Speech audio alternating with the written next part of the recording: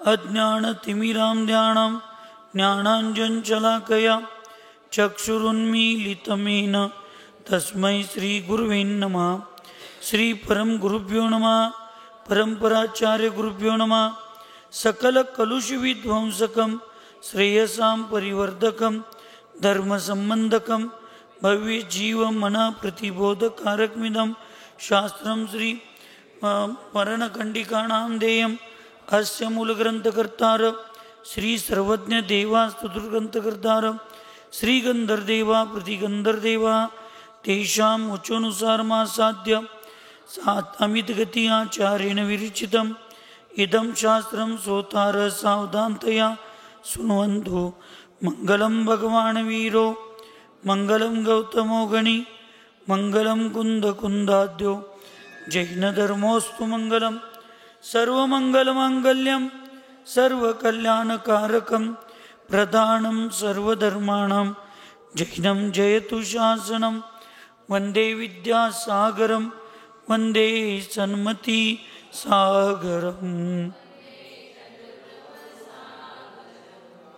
सिद्धान्नत्वार्धादिश्च चतुर्धाराधनाफलं क्रमेणां ध्रुवं वक्षे स्वस्वरूपोपलब्धये।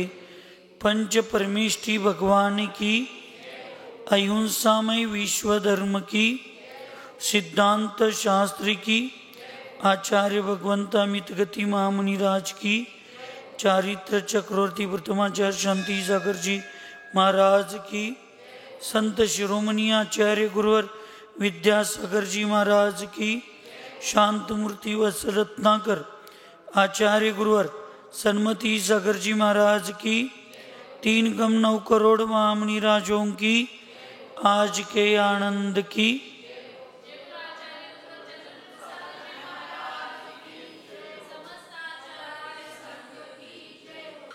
आचार्य भगवंत अमितगति महामुनिराज केशलोच हे प्रकरण मरणकंडिका या महान ग्रंथामध्ये सांगत असताना लोच केल्याने काय काय अनेक गुणांची प्राप्ती होते ते या ठिकाणी सांगतात। मुंडत्वं कुर्वतो लोचम स्ततो निर्विकारता प्रकृष्टां कुरुते चेष्टां वीतरागमनास्तदा।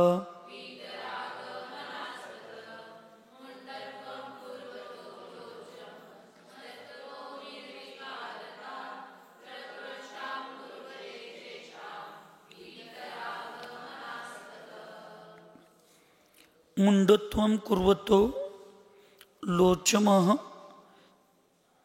अस्ततो निर्विकारता। केशलोच केल्यामुळं डोक्याचं मुंडन होते आणि मुंडन झाल्यामुळं निर्विकारता उत्पन्न होते। प्रकृष्टां कुरुते चेष्टा म्हणजे या ठिकाणी चेष्टा म्हणजे क्रिया आणि कुरुती म्हणजे केल्यामुळं प्रकृष्ट उत्कृष्ट क्रिया केलेलेचं त्या ठिकाणी पुण्य मिळते म्हणा, समाधान होते म्हणा, किंवा ही केशलोच करणं ही उत्कृष्ट क्रिया आहे असं घ्या। वीतरागम अनास्ततः आणि त्या ठिकाणी वीतराग भाव जागा होतो, वीतराग भावनेची प्रचिती होते, अनुभव येतो असं या ठिकाणी आचार्यांनी सांगितलं। लोच करने से सिर मुंडा हो जाता है। सिर की मुंडता से निर्विकारता आती है। विकार रहित क्रियाशील होने से प्रकृष्ट चेष्टा अर्थात मुक्ति मार्ग संबंधी ध्यानादि क्रिया में प्रवृत्ति हो जाती है और वीतराग भाव जागृत हो जाता है। केशलोच केल्याने डोक्याचं मुंडन झाल्यामुळं फार सुंदर दिसतंय, फार चांगलं दिसतंय असं होत नाही. त्यामुळे शरीरावरचं ममत्व भाव आपलं किती कमी झालेलं आहे हे त्याच्यामुळं प्रदर्शित होतं किंवा आपल्याला स्वतःला अनुभवात येतं. मी काल सांगितलं की नाही, केस लोच केल्यावर फार फिनिशिंग करत बसणं म्हणजे चांगले दिसण्याचे भाव असतील तर मग आपल्यात आणि श्रावकांच्यात फरक राहणार नाही. किती पण केस कट करतात, दाढी करतात, कशासाठी करतात? चांगलं दिसण्यासाठी. आता दाढी ठेवणं हे पॅशन आले, हा भाग वेगळा. मग आपण सुंदरतेसाठी हे करायचं आहे का? उलट वीतरागतेसाठी ह्या गोष्टी सगळ्या आपल्याला करायच्या असतात. त्याचबरोबर 28 मूलगुणातील किंवा साधू क्रियेतील, साधूंच्या कर्तव्यातील केसलोची प्रकृष्ट म्हणजे उत्कृष्ट क्रिया मानली जाते, जी ध्यान आदीला निमित्त ठरते आणि त्याच्यामुळं वीतराग भाव जागे होतात. असे केसलोचमुळं करल्याने अनेक गुणांची प्राप्ती होते. इस श्लोक का क्या अभिप्राय है? प्रश्न विचारतात. मग सांगतात, मैं नग्न हूँ और सिर से मुंडित हूँ. इस वेश में मेरा विलासपूर्ण गमन आदि देखकर लोग हंसेंगे कि नपुंसक के स्त्री विलास के सदृश इस मुंडित साधु की विलासिता कैसी शोभती है. ऐसा विचार कर तथा श्रृंगार, कथा, कटाक्ष युक्त निरीक्षण आदि विकार भावों को दूर कर वह साधु केवल मुक्ति के लिए उद्यम करता है. यह इस श्लोक का अभिप्राय. के मी नग्न आहे, त्यामुळं मला केसलोच करून मी डोक्याला मुंडित करतो.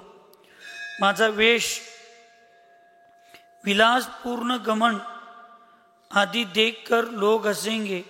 म्हणजे विलासपूर्ण याचा अर्थ मनोरंजनात्मक घ्यायचं नाही. विलासपूर्ण याचा अर्थ माझ्या वैयक्तिक मनाला आनंद देणारा असा हा माझा वेश आहे. लोक हसतीलही. दीक्षा घेतलेत म्हणजे विवाह आदी केले नाहीत याचा अर्थ मला नपुंसक सुद्धा म्हणतील, कारण स्त्री भोगापासून ही व्यक्ती काय आहे? दूर आहे. पण हे सर्वच माझ्यासाठी शोभनीय आहे, कारण हे माझ्या मोक्ष मार्गाला काय करणार आहे? सुरक्षित ठेवणार आहे. कारण असं माझं केस लोचतीन झाल्यामुळं असं लोक माझ्याकडं, स्त्रिया वगैरे असं माझ्याकडं भावनिक होऊन बघणार नाहीत आणि त्यामुळं त्या कटाक्षापासून मी काय होईन? सुरक्षित राहीन.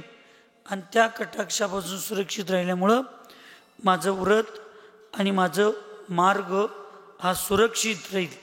म्हणून फक्त हे सर्व करण्याच्या मागं माझा उद्देश मुक्ती, मोक्ष मार्गासाठी मी उद्युत होईन, तेच कार्य मी करीन, अशा पद्धतीची भावना सांगण्याची भावना ह्या श्लोकाचा अभिप्राय आहे असं सांगतात.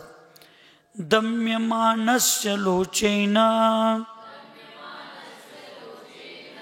ऋषी कार्तेस्य नाग्रह स्वाधीनत्वम दोषत्वम निर्ममत्वम च विग्रहे.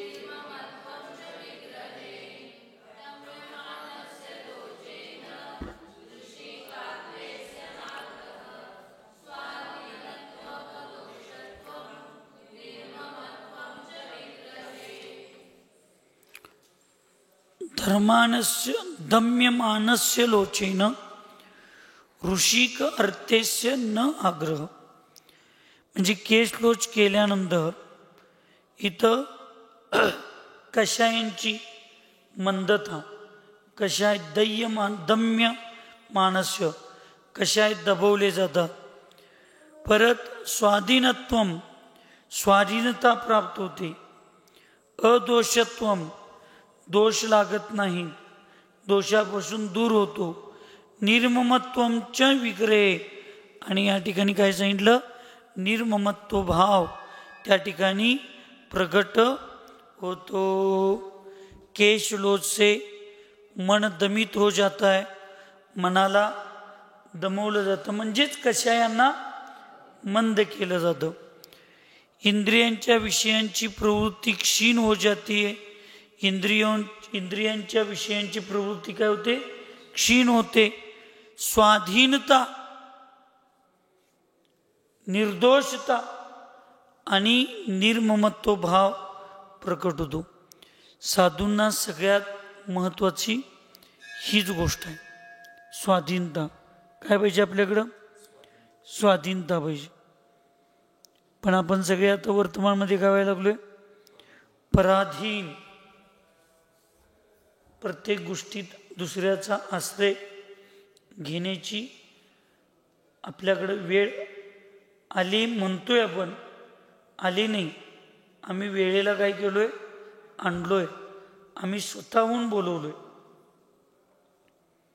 त्याच्याशिवाय जमत नाही, ह्या वस्तूशिवाय जमत नाही, त्या व्यक्तीशिवाय जमत नाही, त्या व्यवस्थेशिवाय जमत नाही, हे जमत नाही, ते जमत नाही.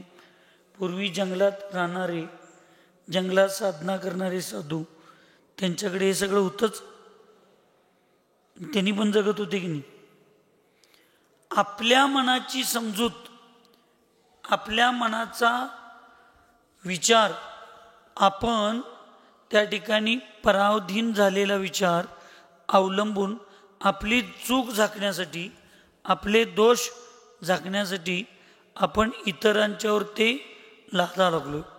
त्यांच्याशिवाय जमत नाही, त्याच्याशिवाय जमत नाही, ती वस्तू असल्याशिवाय जमत नाही, ती व्यवस्था असल्याशिवाय जमत नाही. काही नसते, लक्ष ठेव. पुण्य असले की सगळं होते. आचारशी स्वतः नॅपकिन घेऊन कधीही पुसले नाही, त्यांचं पुण्य होतं. 4 लोक त्यांच्या मागं लागत होती नॅपकिन घेऊन, पाय पुसायला, चेहरा पुसायला. स्वतः कधीही नॅपकिन घेऊन आचारशी पुसले नाही. आम्हाला मागितलं तर 4दा मिळत नाही. मी आपल्या पुण्याचा अभाव आहे, प्रभाव कमी आहे, असं प्रत्येकाने समजावून घेऊन पुण्य वाढवण्याचा प्रयत्न केला पाहिजे. आपण आपलं पुण्य वाढवण्याचा प्रयत्न कमी करतोय, दुसऱ्यांना जास्त बंधनात ठेवण्याचा प्रयत्न करतोय. बरोबर आहे का, शाश्वत. त्यामुळं आपल्याला अपेक्षा ठेवून आपण जीवन जगतोय.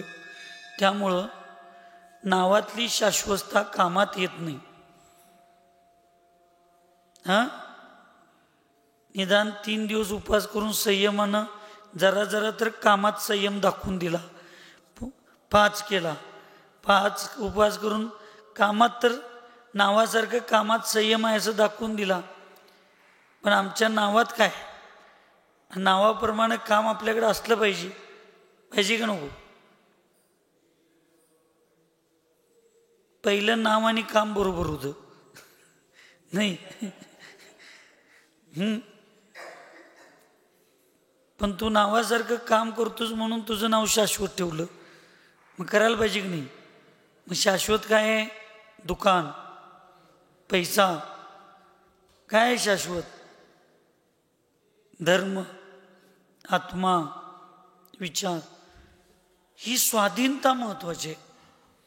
आणि मग ही एकदा स्वाधीनता आली, मग पराधीनता निघून जाते. आणि पराधीनता निघून गेली की आपोआप त्या ठिकाणी निर्दोष चारित्र्याचं पालन होतंय. आणि निर्दोष चारित्र्याचं पालन झालं की निर्ममत्व भाव आपोआप उत्पन्न होतो. कोणता भाव निर्माण होतो, निर्ममत्व. आणि ते होणं फार गरजेचं आहे. आत्मीयादर्शिता श्रद्धा धर्मे लोचन वितन्वता भावितं सकलं दुःखं दुश्चरं चरितं तप.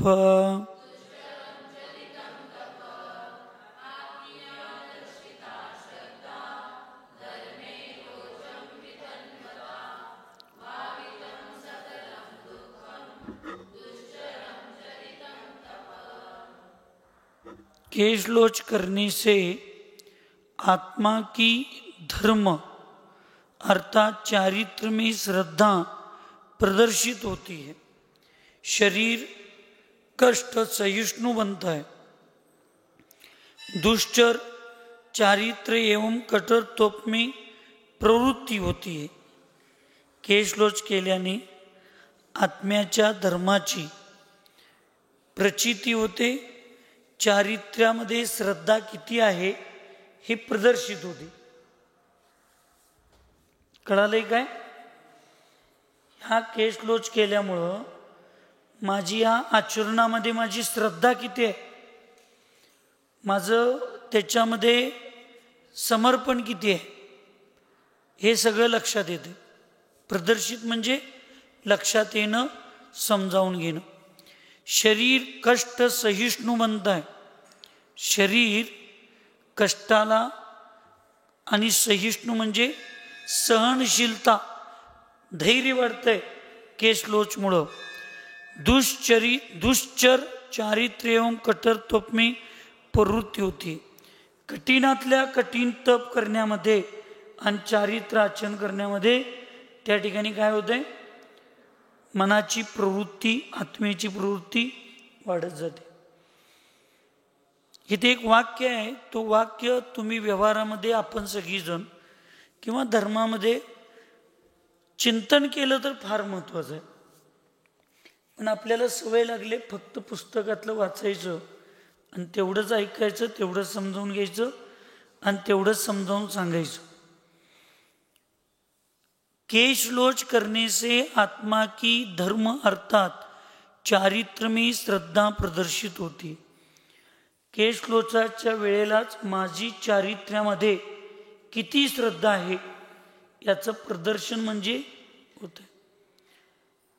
जसं केशलोच क्रियेमुळं माझी श्रद्धा ह्या वीतराग भावनेवर शरीर आणि आत्मा किती वेगळा आहे याची मला खरोखर माझी किती श्रद्धा आहे हे प्रदर्शित किंवा ते लक्षात येतं. तसं व्यवहारामध्ये मला माझ्या बाह्य आचरणावरून माझी धर्मावर किती श्रद्धा आहे, माझ्या विचारावरूनच माझ्या आईवडिलांच्या बाबतीत माझी श्रद्धा किती आहे. ऐकायला शाश्वत, माझ्या विचारावरून आणि त्या विचारपूर्वक केलेल्या कार्यामुळं माझ्या गुरूंच्यावर किती श्रद्धा आहे, माझ्या अन्य सगळ्या क्रियेवर माझी किती श्रद्धा आहे हे प्रदर्शित होतं. हिच्यात सगळ्यात सोपं आणि चांगलं उदाहरण महाभारतातलं कुठलं?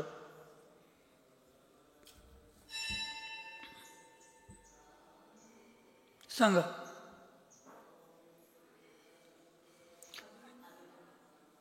पुढं अशोक मामा सांगा. सगळ्यात सोपं उदाहरण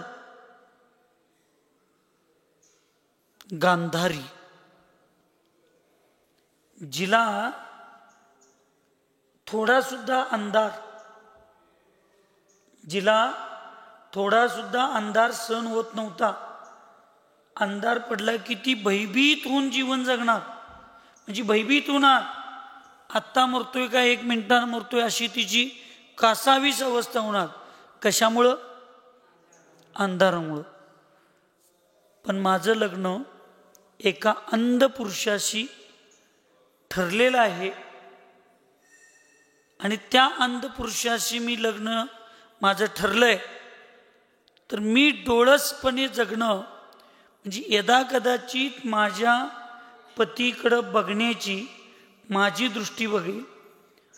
मी माझ्या, ऐकायला काय, मी माझ्या पतीपेक्षा चांगले आहे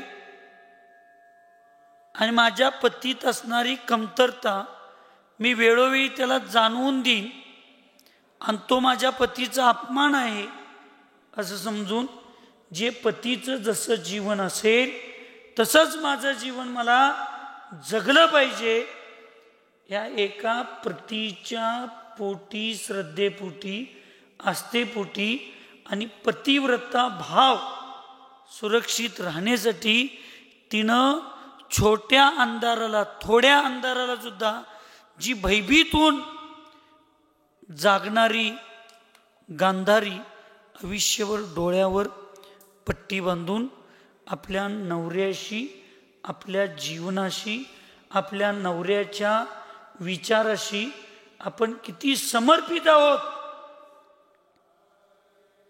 ही तिनं दाखवून दिली. प्रदर्शित शब्द आहेत हे. काय केली तिनं? दाखवून दिली. आपण कधी आपल्या आई वडिलांशी आपण किती प्रामाणिक आहे, त्याच्यासाठी आपण काय बलिदान करतोय, काय त्याग करतोय, काय सोडतोय? आपले आई वडील सांगितली ही एक गोष्ट चुकीची आहे, करू नकोस, कधी आपण सोडतोय? आपला नवरा अंध आहे तर त्याच्या पुढे आपण डोळे वर करून चालणं हे सुद्धा त्या नवऱ्याचा अपमान आहे.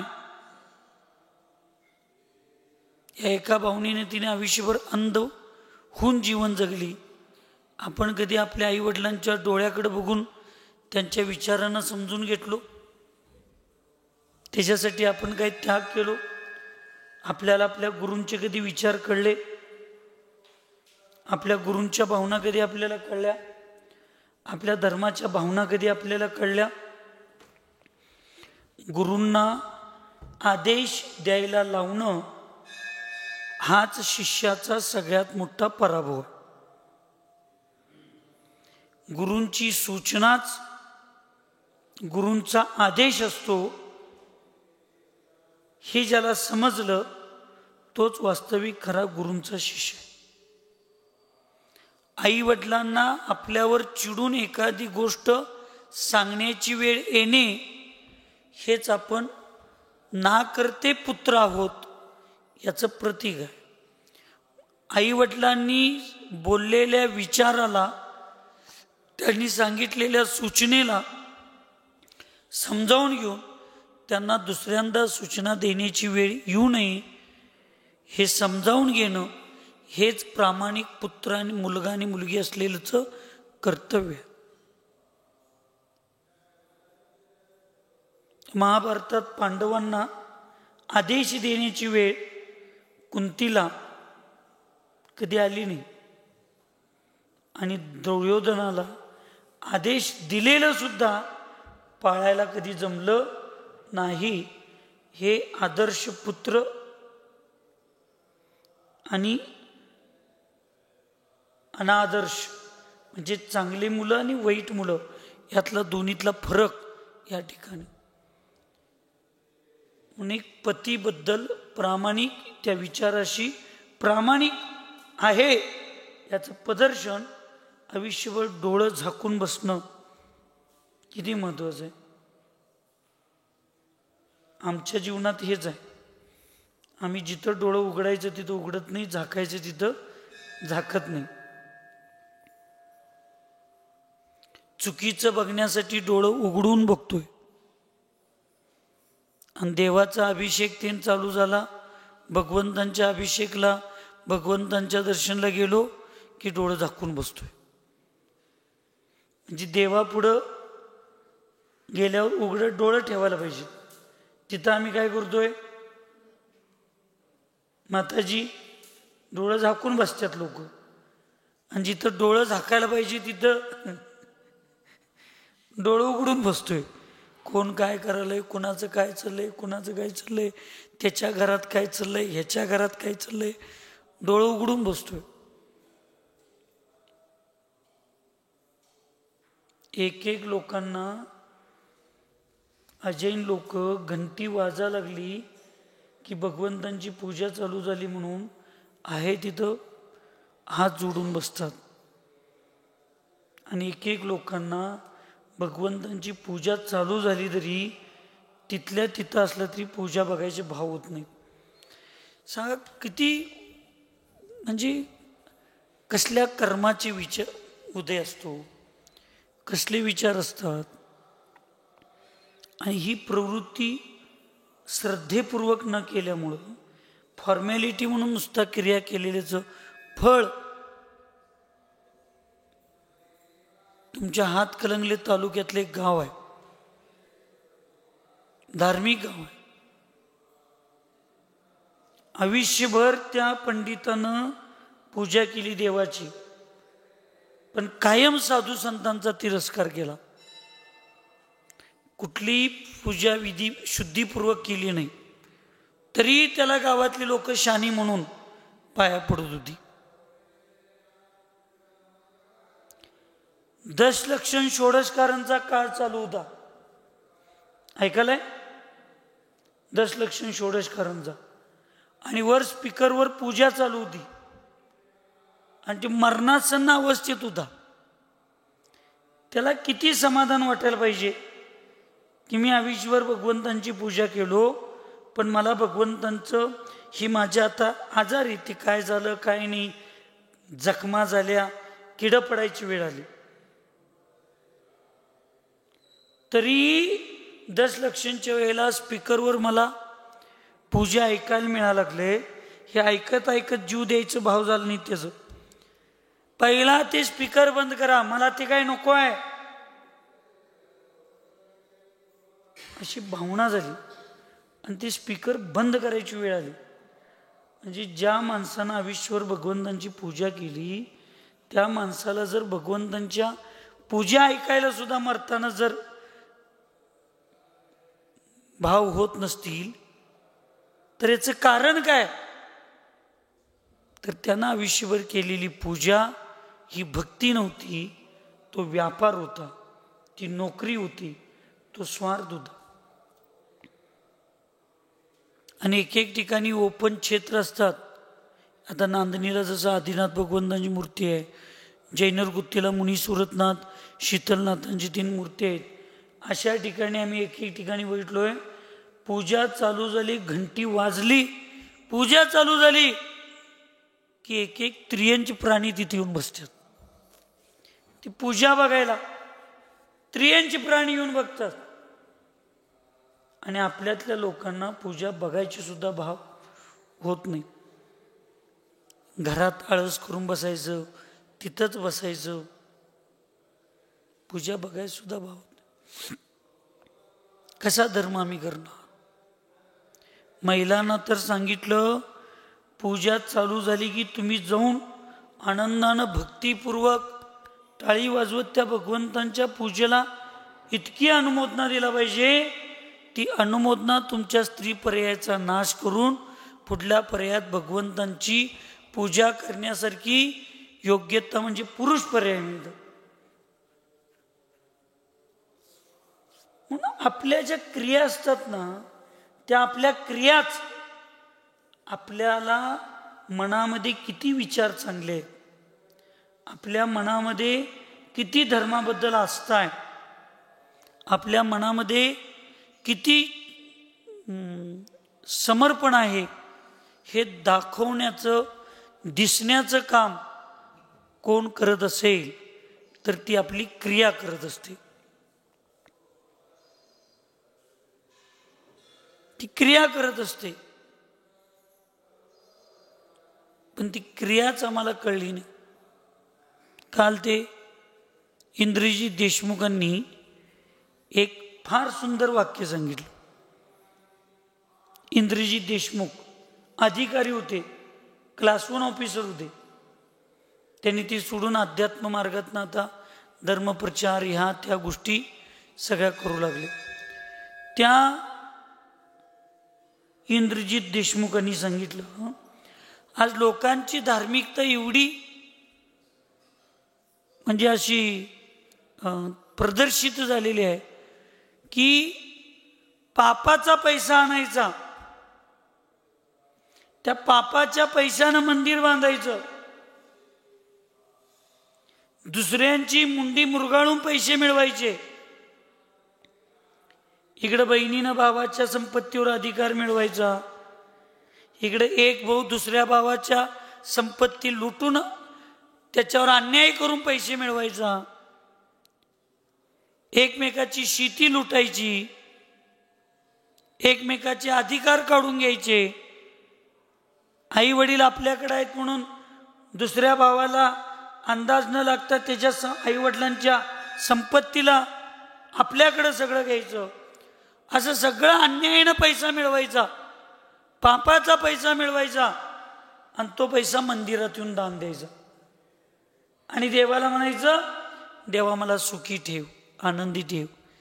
जो पैसा दुसऱ्यांच्या तळतळीनं आणि तळमळीनं मिळवलेला आहे तो पैसा दान धर्म करून तिथं त्या धर्मात देव कधी आनंद देईल का तुला?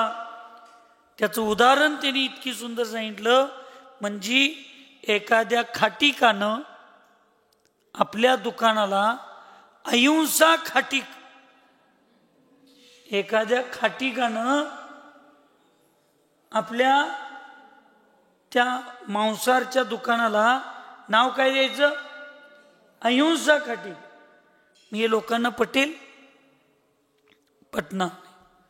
तसं तुमचा आणि माझा व्यवहार जर चुकीचा असेल, मी जर भगवंतांची पूजाच करत नसेल तर मी सम्यक दृष्टी श्रावक म्हणून शोभेल? मी भगवंतांची पूजा बघत नसेल, मी स्त्री आहे, मी अभिषेक करणं चुकीचं आहे पण अभिषेक बघणं चुकीचं आहे. आणि ती सगळी परिस्थिती पुण्याईनं सगळी अनुकूल असून सुद्धा आम्ही जर ते बघत नसेल, आम्ही ते जर करत नसेल. माताजी एक आहार एक उपवास, ते पण आता 7 काय 6 घास चालू आहेत, 6 घास. अशा परिस्थितीत सुद्धा माताजी सकाळी लवकर उठून पहाटे वर भगवंतांच्या पुढे बसतात. तिथंच प्रतिक्रमण, सामायिक, ध्यान, जाप हे सगळं करतात. परत इथं खाली भक्तीला येतात, परत अभिषेकच्या वेळेला वर जातात. म्हणजे ह्या एवढ्या म्हातारपणामध्ये माताजी 2-2, 3-3दा वर खाली एक आहार एक उपवास 6 घास खाऊन त्यांना कंटाळा येत नाही. पण आम्हाला एकदा खाली वर करायला, एकदा एक गल्ली बदलून भगवंतांच्या पुढे येऊन अभिषेक बघायला आम्हाला कंटाळा येत असेल तर खरे म्हातारे कोण? विचार करण्यासारखी गोष्ट आहे. म्हणून आपले परिणामांची face is index in the heart. हृदयामध्ये तुमच्या काय परिणाम चालू आहेत, तुमच्या माझ्या हृदयामध्ये काय भाव चालू आहेत, त्याची आकृती, त्याचं वर्णन कुठं दिसतंय? चेहऱ्यावर. आणि आम्ही काय क्रिया करतोय त्याच्यावर आपलं श्रद्धा आणि समर्पण समर्पित होते, प्रदर्शित होते. म्हणून इथं सांगितलं श्रद्धा प्रदर्शित होती है. कृष्ण सहिष्णुता से क्या लाभ है? उत्तर, शारीरिक कष्ट सहज में सहन नहीं होता है. शारीरिक कष्ट सहजतेने सहन होणं शक्य नाही. बार बार केश लोच करने से शरीर निर्ममता और धर्म में श्रद्धा दृढ़ हो जाती है. वारंवार केश लोच, वारंवार केल्यानं म्हणजे रोज उगाच केस काढत बसायचं नाही. वारंवार म्हणजे 2 महिन्याच्या आत करणं उत्कृष्ट, 2 आणि 3 महिन्याच्या मध्ये करणं मध्यम, आणि 3 आणि 4 महिन्याच्या मध्ये करणं जघन्य. नंतर एकेकांना सवय असते उगाच बसून केस काढत सगळं करत बसायचं, तर ते चांगलं नाही. बार बारचा अर्थ उत्कृष्टतेमध्ये 2 महिन्यात करायचं. सरळ सागर महाराजजी 2 महिन्यात केशलोच करतात. तसं त्याच्यामुळं सहनशीलता वाढते. शारीरिक कष्ट सहन करणं एवढं सहजासहजी शक्य नाही.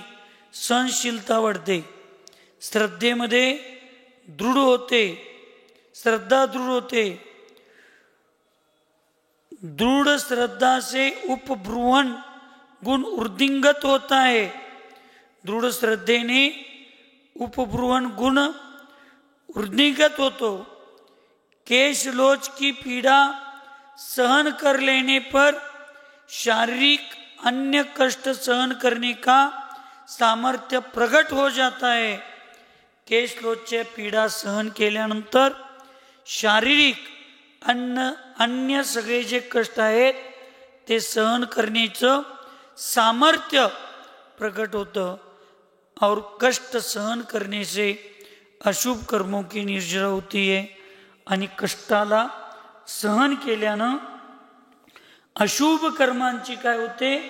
निर्जरा होते। माताजी कष्ट कुठले घ्यायचे? हे कष्ट कुठलं घ्यायचं? कष्ट सहन केल्याने कर्माची निर्जरा होते। अशुभ कर्माची इथं वाक्य सांगितलं। हे कष्ट कुठलं सहन करायचं? शारीरिक आणि मानसिक दोन्ही कष्ट सहन केल्यानंतर काय होते? अशुभ कर्माची निर्जरा होते। मग ही सहनशीलता कुणामध्ये पाहिजे? हा सगळा जो उठाठेव चालू आहे माझा आणि तुमचा कर्माची निर्जरा करण्यासाठीच आहे। मग त्या कर्माच्या निर्जरेमध्ये सगळ्यात मोठं कारण काय सांगितलं? समताभाव। ते कुठली एक श्लोक आहे की एवढे दिवस उपवास केल्यानंतर एवढं फळ मिळतंय, तेवढ्या तसे 1000 उपवासाचं फळ एकदा भक्ती केल्यानंतर मिळतंय, 1000 वेळा भक्ती केलेल्याचं फळ एकदा ध्यान केल्यानंतर मिळतंय, 1000 ध्यान केल्यानंतरचं फळ एका फक्त क्षमेमध्ये मिळतंय। असं काय? सहस्र ध्यानम कोटी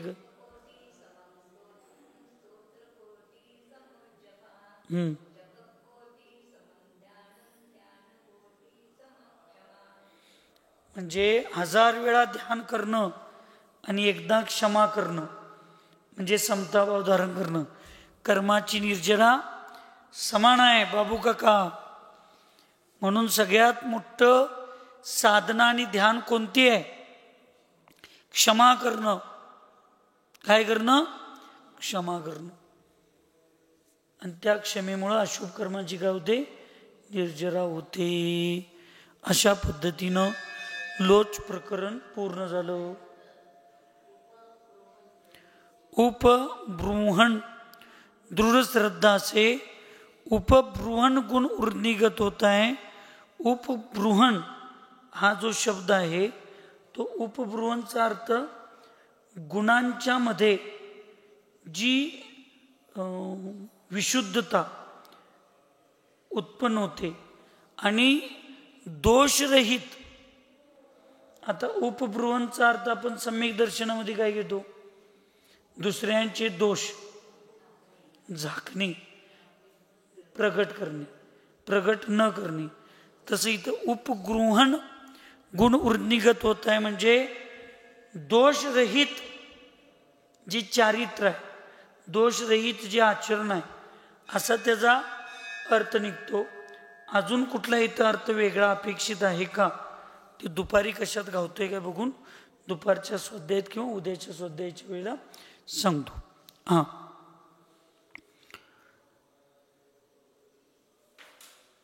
व्युत्सृष्ट शरीरता अर्थात शरीर से ममत्व का त्याग हे प्रकरण आता आपल्याला बघायचं आहे। न प्रुदंतौष्ट कर्णाक्षी नख केशादि संस्कृतिं भजन्त्युत्वर्तनं स्नानं नाभ्यंगम ब्रह्मचारिणा।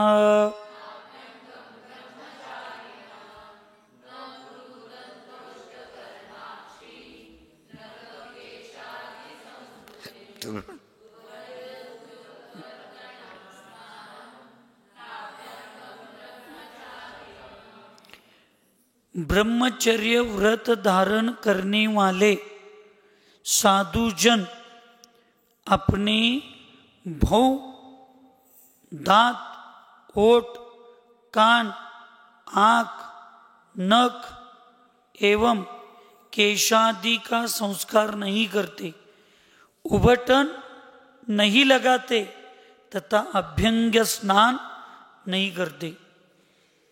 भाऊ म्हणजे हे भुवळ्या. लोकांना मी बोललं तर वाईट वाटतंय, पण आपल्या भागात अशा प्रतिमाधारी महिला आहेत. कोण सांगायला लागली मी? प्रतिमाधारी महिला जी हे सगळं भोळ्या कट काय म्हणतात ते मेकअप करतात. अंगावर साडी बघितल्या, अंगावर कपडे बघितले यांच्या, तर कुणीकडंच प्रतिमाधारी वाटत नाही. अजून डाय ठीक आहे, डोकं थंड व्हावं म्हणून मेहंदी लावत असतील असं आम्ही समजून घेऊ. पण हे कोरायचं, बुवाळ्या कोरायचं, हे प्रतिमेचा अर्थच लोकांना केवळ शुद्ध खाणं आणि भगवंतांची पूजा करणं आणि पुस्तक वाचणं, ह्याच्या पलीकडे प्रतिमेचा अर्थच कळला नाही लोक. प्रतिमा घेऊन जर स्टार्चचे कपडे आम्ही वापरत असेल तर प्रतिमा घेऊन का उपयोग आहे सांग? त्या अशोक मामा भोजपूरला गेलतो आम्ही, बहुतेक भोजपूरला आचार्यजींचं दर्शन घ्यायला, आणि उत्तम सागरजी महाराजींना सदलग्याच्या पूजेला इकडं पाठवावं, आचार्यजींनी आदेश द्यावा म्हणून निवेदन करायला मी चाललो होतो. आणि त्यावेळेला हे कुबेर मामा, रावसाहेब मामा, अशोक मामा आणि बहुतेक लाटची दोघं तिघं अशी कोणतर होतो, आणि आम्ही गाडी घेऊन गेलो. तिथं नुसता त्या आजपासून 2002ची गोष्ट आहे, 2002चा चातुर्मास म्हणजे 23 वर्षापूर्वीची गोष्ट आहे. त्यावेळेला तिथं आचार्यजींचा संघ, आचार्यजींचं सगळं ते बघून त्या वयात अशोक मामाचं वय किती असेल, किती तरुण असेल, काय असेल, काय त्याच्या प्रतिमा नाहीत, काय नाही. पण त्यावेळी त्यांनी रंगीत कपड्यांचा, बरोबर आहे का अशोक मामा? जर लक्षात आहे माझ्या, रंगीत कपड्यांचा त्याग त्या वयात, अजून पोरं लहान लहान,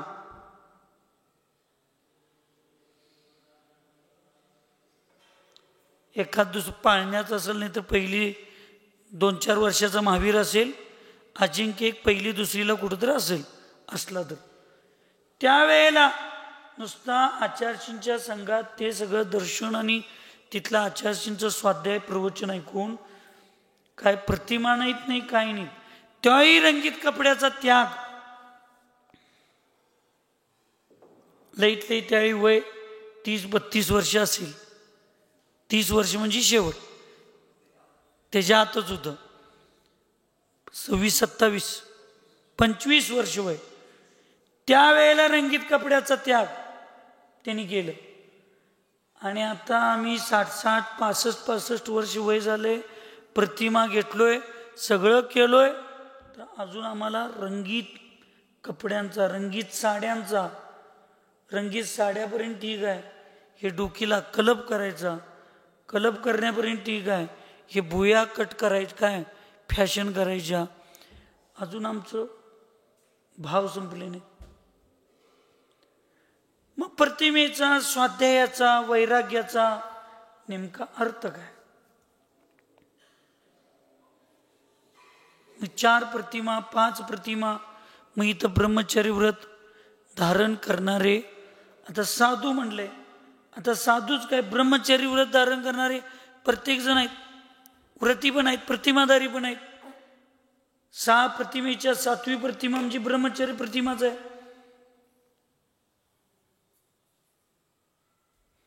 म्हणून शृंगार आणि या सगळ्या सहित प्रतिमा म्हणजे खरोखर आमचं वैराग्य आहे का? लोकांना आम्हाला बघितल्यानंतर वाटलं पाहिजे हे व्रती आहे. यांच्या प्रतिमा आहेत, हे धार्मिक आहेत.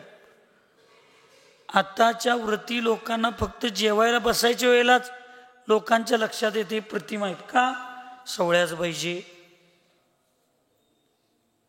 विहिरीच्या पाण्या.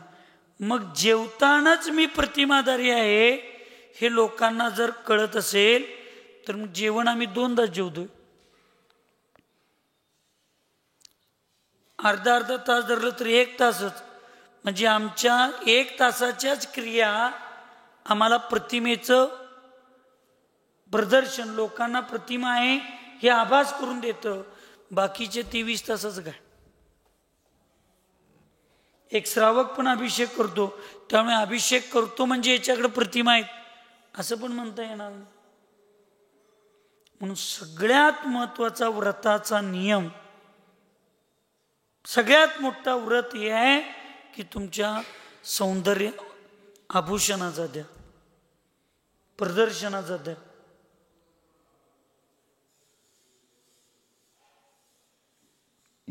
सिद्धांत सागर महाराजजी, अरविंद सांगले, एका रात्रीत बदल झाल्यागत झाला आणि अत्यंत चौअस्वी जीवन जगणारा व्यक्ती एका रात्रीत एवढे बदलले. म्हणजे स्वाध्याय दादांच्या बशी दिन करून स्वाध्याय करत असताना त्यांच्या अंगावरचं धोतर, त्यांच्या अंगावरचं उपरणं सगळं बघितलं तर येणारा कोण घरात बायका धुवायला बिवायला आहेत की नाही असं वाटणार. मीच म्हटलो एकदा अरविंदांना, हे काय म्हणले, मग दीक्षा घ्यायचे भाव कसे राहणार कपडे चांगले चांगले घातल्यानंतर. आणि त्यावेळी त्यांनी प्रतिमा घेतल्यावर दाढी वाढवायचं, केस वाढवायचं, अंगावरची, खरं आहे का खोटं आहे? लोकांना बघितल्यानंतर वाटलं पाहिजे ही प्रतिमाधारी व्यक्ती आहे. लोकांना बघितलं त्याच्यानंतर पण त्यांनी 1.5-2 वर्ष घरात राहिली होती. म्हणजे घरात राहिलं म्हणजे सगळं हे करायलाच पाहिजे असं काही नसतंय नियम.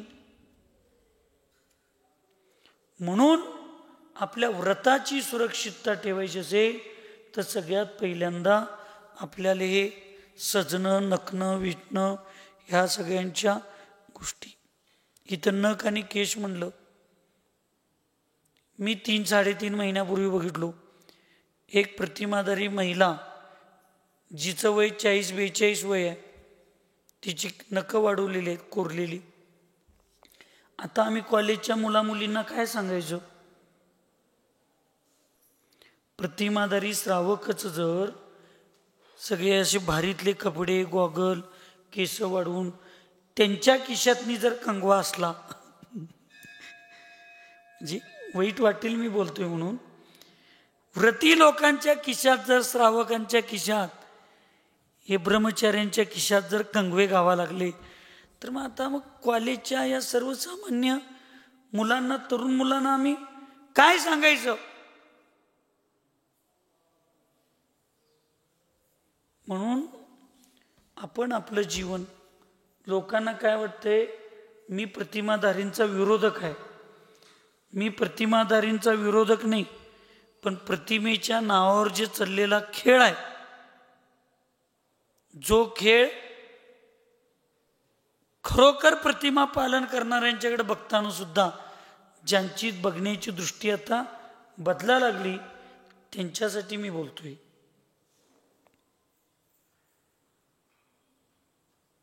त्यांच्यासाठीचे विषय. म्हणून या ठिकाणी साधूंनी ह्या असल्या गोष्टी करायच्याच नसतात. म्हणून साधूंची नखं वाढलेली नसली पाहिजेत. एवढ्यासाठी तर 4 महिन्याच्या आत केशलोच अहिंसेचं प्रमाण तर आहेच की त्याच्यात जीव उत्पन्न होण्यात म्हणून, पण जास्त केस वाढली की सारखं केसावर हात फिरवून त्याला सजवण्याची भूमिका, चांगली दिसण्याची भूमिका, ह्या सगळ्या गोष्टी चालू होतात. म्हणून ज्यावेळी शिबिर वगैरे चालू झाली ना, शिबिरात वगैरे हे सगळं सांगितलं पाहिजे. नुसता खाण्यापिण्याच्याच मर्यादा सांगून चालणार नाहीत. कपडे कसली घातली पाहिजेत, तुमचं राहणीमान किती सिंपल पाहिजे. प्रतिमा म्हणजे अर्धा साधू. घर में रहकर वैरागी सारखं जीवन प्रतिमादारींचं पाहिजे. एक आक्कीवाडची आजी, तिचं नाव मला माहित नाही, मुलानं चांगलं 35-40 लाखाचं घर बांधला. किती लाखाचं? 35-40 लाखाचं. पण ते जुनं घर पाडताना त्या आजीनं त्या मुलाला बंधन गाठली. तू किती लाखाचं घर बांधतोस याच्याशी माझा संबंध नाही, पण ह्या घरामध्ये माग एक खोली कौलाची आणि त्याच्यामध्ये चूल आणि त्याच्यामध्ये छत मारण्याची व्यवस्था. एक खोली तू माझं धर्म करून मला चुलीवरचा स्वयंपाक खायला आणि येणाऱ्या साधूंना चुलीवरचा स्वयंपाक घालायला एक खोली बांधणार असशील तर मी हे घर पाडायला तुला परमिशन देतो. नसेल तर तुझं पुढं किती घर बांधायचं आहे बांध. माझ्या जुन्या घरातली एक मागली खोली सुरक्षित ठेव आणि तू बाकीचं पाड. मी 7 वर्षापूर्वी त्या घरात माझा आजीच्या चौक्यात आहार झालता. आता ती आजी आहे का नाही मला अजून माहीत नाही, पण किती लोक आपला धर्म पालन करण्यासाठी, किती जुनी लोक धडपडत होती. आणि आज आम्ही धार्मिक लोकच छत मारायला लागतंय म्हणून त्या महाराजांचा चौका लावणार नाही. शिगडीवर, चुलीवर, कोळशाच्या शिगडीवर चौका केल्यानंतर घर आमचं काळं होईल म्हणून आम्ही तशा महाराजांचा, माताजींचा चौका लावणार नाही. अंग काळं होते म्हणून शेतात जायचं राहिलं नाही. आणि हीच लोक रंगपंचमी दिवशी रंग खेळून अंगाचं नुकसान करून घेतात. ते चालतंय, पण छत काळं होईल म्हणून साधूंचा चौका. वास्तविक हेच साधू जे जुन्या विचाराचे आहेत तेच चारित्र्याचं करेक्ट पालन करायला लागले. म्हणून मला कोत्री का आवडते, आमची मालव मला का आवडते, याचं कारण काय आहे. मी त्या बोरग्यावरची आऊला एवढी का माया करतोय, भीमादादाच्या आऊला, याचं कारण काय आहे. 2013ला काही श्रावक, काही विद्वान, काही साधू आचार्यशींना इथं 15 दिवस समजावून सांगत होते, आचार्यशी तुम्ही आता गॅसवर स्वयंपाक खायला, गॅसवरचा आहार घ्यायला चालू करा, गॅसवरचा आहार घ्यायला चालू करा. आचार्यशी म्हणणार मला माझ्या गुरूंनी नियम दिलेत, मी तुम्हाला कोणाला बंधन घालत नाही, पण माझे नियम मला पाळू दे, पाळू दे. शेवटी हे सगळं बघून आचार्यशी सुद्धा अस्वस्थ झाले. पण त्यावेळी या कोतीतल्या 5-6 बायका, त्यावेळी जरा जरा आज्या होत्या, आता लईच आज्या झाल्यात, पण त्यावेळेला जरा जरा आज्या होत्या. त्या सगळ्या बायकांनी, ह्या सगळ्यांना ज्यावेळी कानावर कळलं त्यावेळेला या कोतीतल्या ह्याच महिलांनी येऊन आचार्यशींना निवेदन केले, आचार्यशी तुम्ही जोपर्यंत आहे तोपर्यंत तुम्हाला चुलीवरचा स्वयंपाक करून घालायची जबाबदारी आम्ही कोतीच्या 7-8 बायका घेतो, तर तुम्ही शेवटला येऊन तुमचा नियम मोडायचा नाही. तुम्ही शेवटला येऊन तुम्ही गॅसवरचं खायचं नाही, आम्ही येतो. आचार्यशी बोलत बोलत म्हणले, काय तुमच्या गावात मी कायमचं राहणार आहे, तुमच्या गावात आहे तोपर्यंत करचिला, बाहेरचं काय. त्यावेळी या कोतीच्या 8-10 म्हाताऱ्या बायकांनी आचार्यशींना म्हणले, आम्ही दोघी 8-8 दिवस तुम्ही कुठं आजचीला तिथे येतो, खरं आचार्यशी तुम्ही तुमचा नियम शेवटच्या काळात मोडायचं नाही, तुम्ही चुलीवरचं. म्हणून आचार्यशींची मानसिकता न कळत या सगळ्या कसले विद्वानी लोक एखादा साधूला त्याच्या व्रतातनं बाजूला काढायला लागले. त्यावेळी आमची खरी मानसिकता बिघडत गेली. पण आचार्यांना त्यांच्या आहारचर्येमध्ये शेवटपर्यंत निर्दोष आणि गुरु आज्ञेचं पालन करायला सगळ्यात मोठे कोण निमित्त असतील तर ही कोतीची श्रावक आहेत, या कोतीच्या श्राविका आहेत आणि या 7-8 जुन्या महिला आहेत. म्हणून मी तुमच्याकडे येतोय. तुम्ही लई चांगला आहे म्हणून येत नाही जा, तुम्ही लई पैसे देताय म्हणून येत नाही जा, इथं तुम्ही लई माझं जय जयकार करताय म्हणून येत नाही जा, की ही लोक आमच्या गुरूंच्या शेवटच्या व्रताला सुरक्षित ठेवायला निमित्त आहे ती लोक. आणि आज हीच धार्मिक लोक छत नाही लावायला लागते म्हणून साधूंच्या चौक्याला विरोध करतात. हीच व्रती लोक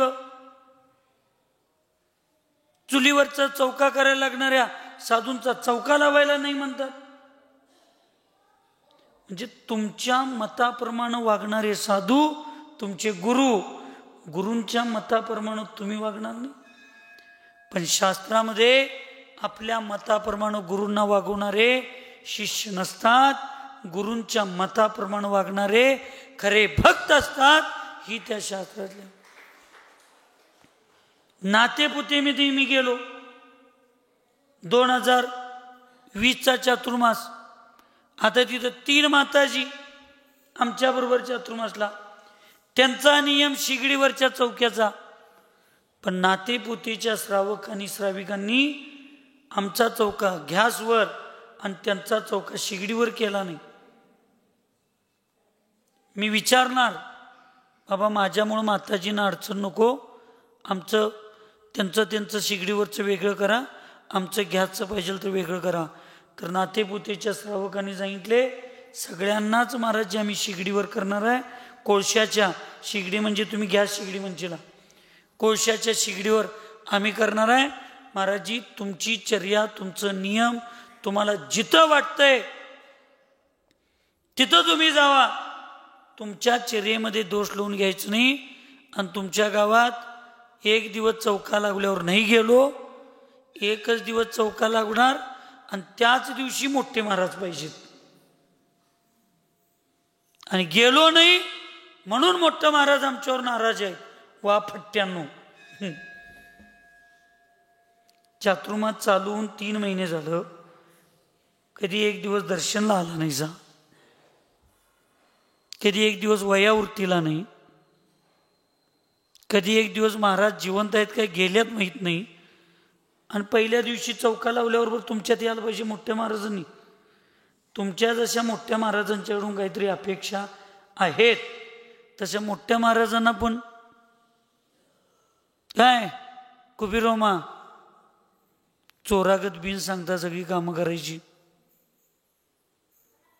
तुम्हाला महाराजांच्याकडून जशा अपेक्षा आहेत तसं महाराजांना पण तुमच्याकडून काहीतरी अपेक्षा असणार की नाही. काय अपेक्षा? पैशाचे आहेत आम्हाला, आमचे डिजिटल लावायचे. आम्हाला पण वाटते तुम्ही बस्तीला यावं, तुम्ही रोज मंदिरला यावं, सेवा करावी, शुश्रूषा करावं, धर्मप्रभावणीमध्ये जबाबदारी घ्यावं. तुम्ही यातलं समाजाची जबाबदारी कुठली घेणार नाही.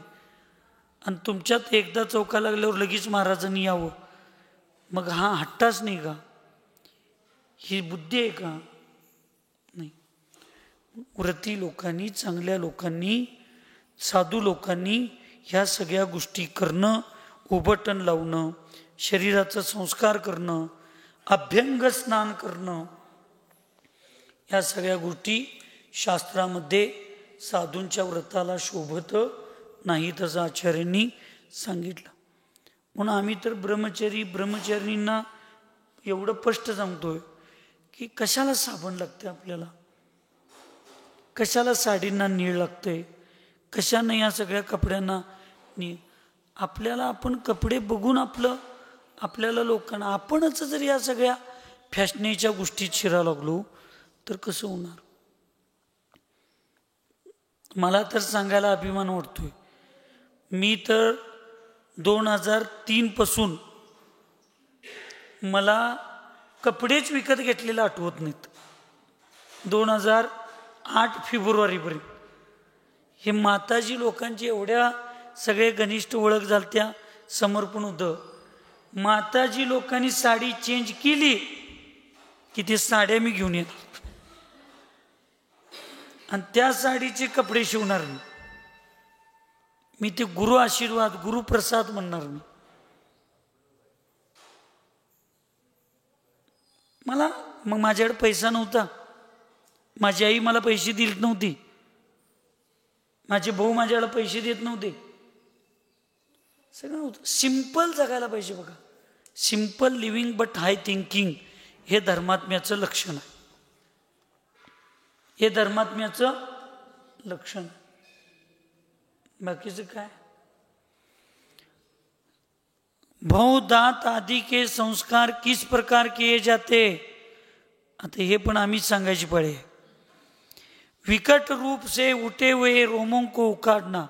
इकडे एक उगवलंय, इकडे एक उगवलंय, एक लांबडा हा एक बारका आहे, त्याला एक लेवल न करून घ्यायचं. उन्हें व्यवस्थित करना. लटकते हुए भौं को ऊंचा करना भौं का संस्कार आहे. म्हणजे हे लट वगैरे हे केस असतात त्याला व्यवस्थित करून घेणं, त्याला हे बोहळ्याचे संस्कार म्हणायचं. दात का मैल दूर करना, रगड़ना, दांत घासने, घिसना और रंगना आदि दांतों का संस्कार है. होठों का मल दूर करना और रंगना ओठों का संस्कार आहे. म्हणजे ओठांना कलर करणे वगैरे. एक ती तर मला प्रतिमाधारी श्राविका सांगितली, महाराजजी हे ते आचार्यश्रींनी केलं नाहीत का, ती विद्यांजली कुणाला आशीर्वाद सांगू, तो कोण भोपाळचा वैभव जैन, त्यांनी जे शुद्ध पद्धतीनं केलेलं आहे त्याचं लिपस्टिक आहे, ते लावलं तर काय होतंय. अरे इथं हिंसा अहिंसेचा विचार तर सामान्य श्रावकांना आहे, तुम्हाला इथं सजवूनच घ्यायचं नाही म्हणून सांगितलं. म्हणजे ते चालतंय म्हणून आता तसलं व्रती लोक तसलं करायला लागले. आता त्याच्यात ती इथं लावतात, ते कलर बिलर पण आलाय, तसलं पण लावा लागली लोक. आता काय सांगायचं सांगा. अरे जे सामान्य श्रावक आहेत, ज्या मुली कॉलेजला जातात, ज्या विवाह करण्याचे योग्य आहेत, नुकताच 5-10 वर्ष विवाह केलेत, अशा श्राविकांना अहिंसेचं धर्म कळावं, हिंसेपासून झालेल्याच्यापासून ते दूर व्हावे म्हणून ते त्या लोकांच्यासाठी, ते व्रती लोकांच्यासाठी येत असलं. पण आम्हाला कळतच नाही. छोटे कानों को बड़ा और बड़े कानों को छोटा करना, मैल निकालना, रोग के बिना भी तैल डालना, इत्र लगाना कर्ण का संस्कार है. हे कानाचे सगळे अत्तराचा फाया कानामध्ये लावणं, त्याला म्हणायचं कानाचे संस्कार. नेत्र धोना, अंजन आदि लगाना, काजळ घालणे आंखों का संस्कार है. काटना, छाटना, रगड़ना और रंगना नख का संस्कार है. असं डिझाईन कुठे गेली अकलूजवाली आहे काय, हां असं करतेत की आता मुली, असं ना तू करतेस असं म्हणत नाही मी, उदाहरण सांगायला लागलो तुला. हां असं डिझाईनमध्ये कट करतात का नाही, असलं करायचं आपल्याला ते शोभत. जैन लोकांनी, जैन मुलींनी, जैन महिलांना तर हे शोभत नाही आणि व्रतींना तर नाहीच नाही. पण साधू लोकांच्या सुद्धा आता काही लोकांच्या ती प्रवृत्ती चालू व्हायला लागलेली आहे. शरीर में तेल आदि का मॉलिश करना अभ्यंग स्नान है. पापवर्धक ऐसे कोई संस्कार साधू नहीं करता. गोटू दादा आहे काय जाग, महाराजजी पाणी घेऊन आलोय, पाणी घेऊन आलोय. वयावृत्ती झाल्यावर ठीक आहे, अति उन्हात प्रवास झाला, अति उपवास झाले असतील, शारीरिक थकान असेल, तर एखाद्या वेळेला साधूंना त्याची ॲलर्जी होणे शरीराला, कारण काल दोष आहे, तेवढं सहन नाही, किंवा अति उष्माघातासारखी अवस्था झालेली आहे, म्हणून कधी तर महिन्यातनं, 15 दिवसातनं, 2 महिन्यातनं, 4 महिन्यातनं पुसणं ठीक आहे. रोजच आम्ही ते करायला लागलो तर एक साधूंना दिवसातनं 2-2, 3-3दा अंग पुसून घ्यायची सवय. मी आता एकदम आरोप करणार नाही त्यांना ते सौंदर्य करतात म्हणून. यदा कदाचित त्यांच्या चमड्याची ॲलर्जी, शरीराची स्पर्श म्हणजे ॲलर्जी असू शकते, त्यामुळं पण ते करत असतील. पण ते उपचार म्हणून करत असतील तर दोष नाही, पण ते चांगलं दिसायला पाहिजे म्हणून जर करत असतील तर ह्या सगळ्या गोष्टींचा दोष आहे. हाजी, लहान आणि मोठं करायचं म्हणजे काय? आत्ता एक अशी सिस्टीम, त्यावेळी आचार्यांना हे कळलंय.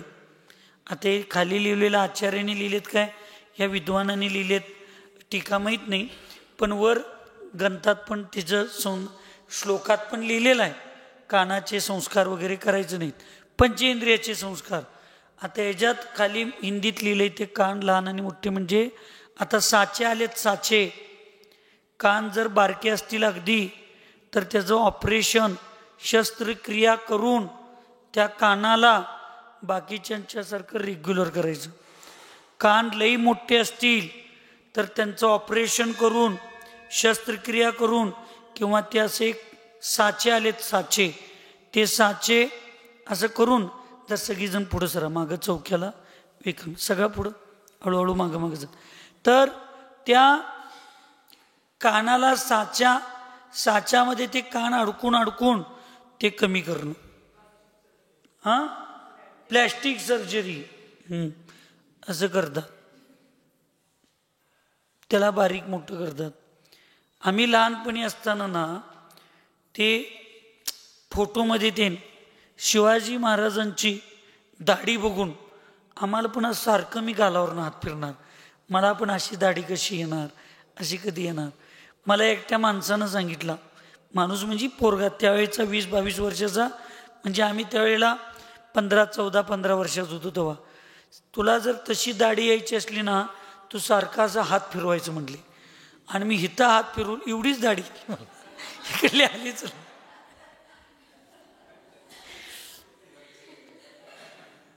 ते शिवाजी महाराजांचं हे हनवट फुड आहे की नाही, असं म्हणजे त्यांनी दाढी वाढवलेल्या दाढीत बघा अशी हनवट फुड आहे.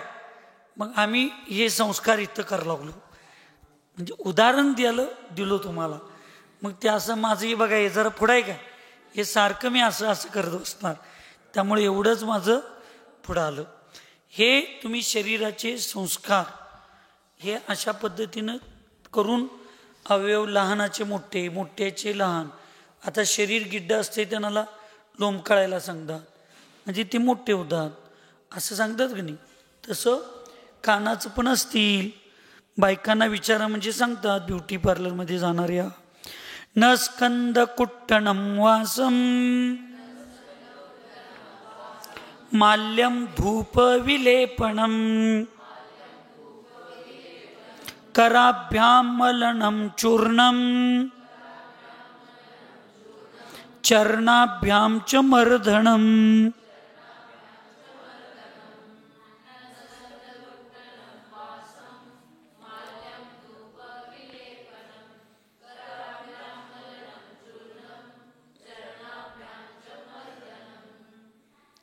एखाद्या साधूंची जर उत्कृष्ट चर्या असेल, मी मुद्दाम सांगालो मध्ये एक लक्षात आलं म्हणून, तर कधी कधी वेळा काय दिसतंय त्याला किंवा काय अनुभव आलाय त्याला लगी खरं म्हणून बसायचं नाही किंवा चुकीचं समजायचं नाही.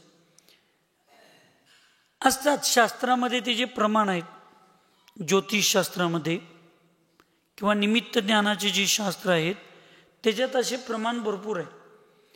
काही काही वेळेला एक विशिष्ट कार्य करायला जात असताना साधू, आता समजा मी मंदिराचं इथं पायाभरणी करायला या लागलोय, एखाद्या पंचकल्याण पूजेचे सवाल काढायला चाललोय, मंदिरातली मूर्ती प्रतिष्ठापित करायची आहे, काढायचा आहे, इथं असं विशिष्ट दीक्षा द्यायला चाललोय, दीक्षा घ्यायचं आहे, असे काही ना काही जे चांगले विशिष्ट धार्मिक कार्य करत असताना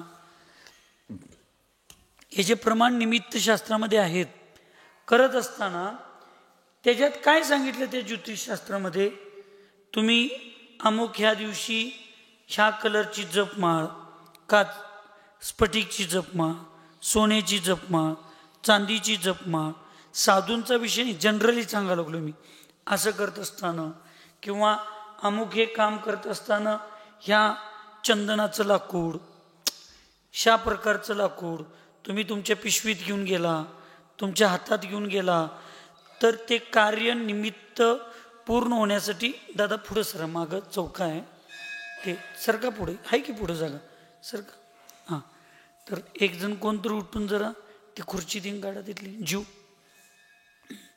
तर हे निमित्त शास्त्र ह्या प्रकारचं सांगतं.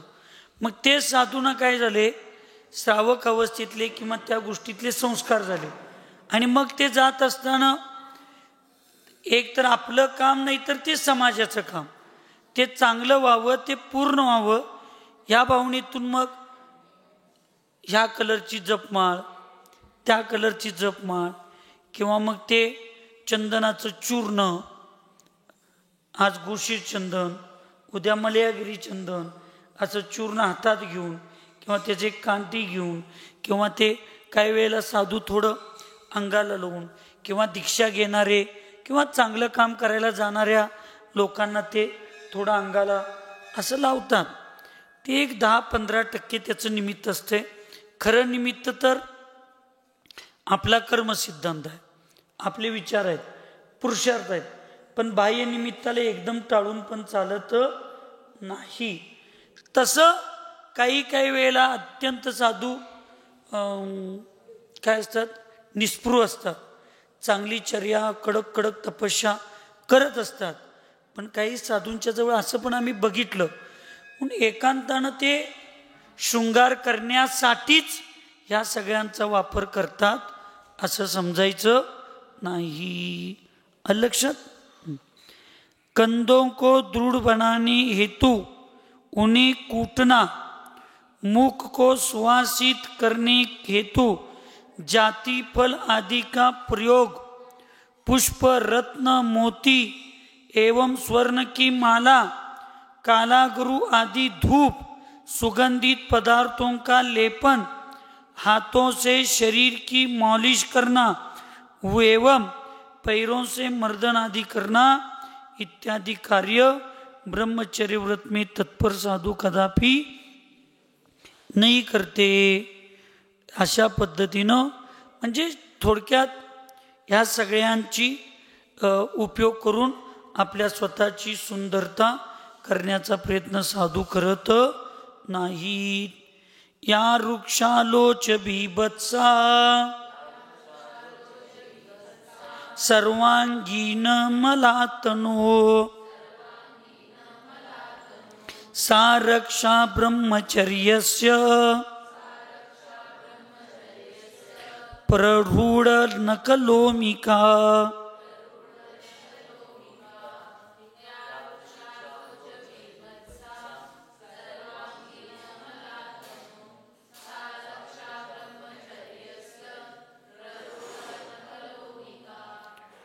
वृक्ष लोच करने से बीभत्स, संपूर्ण शरीर मल से लिप्त तथा बड़े हुए नख एवं रोमों से युक्त शरीर ही ब्रह्मचर्य की रक्षा करता है.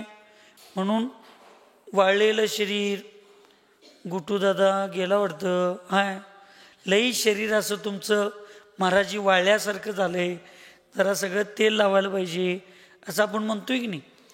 तुमचे भाव किती जरी चांगले असतील, तुमचे भाव साधूंची वयावृत्ती करून रत्नत्रयाला सुरक्षित ठेवण्याचे आहेत, पण साधूंनी शरीराची वयावृत्ती साधण्यासाठी केलं तर करून घेतलं तर दोष नाही, पण चांगलं दिसण्यासाठी करून घेतलं तर त्याच्यामध्ये दोष येतो. म्हणून वृक्ष शरीर लोच केल्यानं इकडं तिकडं जरा केस असतात, त्याच्यामुळं बिभत्स दिसणे, शरीरावरचा मल आणि नखं वाढलेली म्हणजे लांबडी नखं घ्यायची नाहीत. नखं वाढलेली म्हणजे अत्यंत कोरं असं काय असतं. नाहीतर फार नखं वाढवलं तरीसुद्धा शिंसा होते, त्याच्यात मल वगैरे साठते, ते आहारामध्ये रोग वाढवण्यासाठी निमित्त होऊ शकतात. किंवा रोमोंसेयुक्त शरीर ही शरीरावर जी केस असतात साधूंची, त्याच्यामुळं उलट सर्व ब्रह्मचर्य व्रताची सुरक्षा होते. म्हणून साधूंनी ह्या गोष्टींच्याकडे लक्ष देऊन आपल्या व्रतांची साधना केली पाहिजे. सुखी रहे सब जीव जगत में, कोई कभी न घबरावे, वैर पाप अभिमान छोड़ जग, नित्य नई मंगल गावे. ओम नमः सबको क्षमा सबसे क्षमा.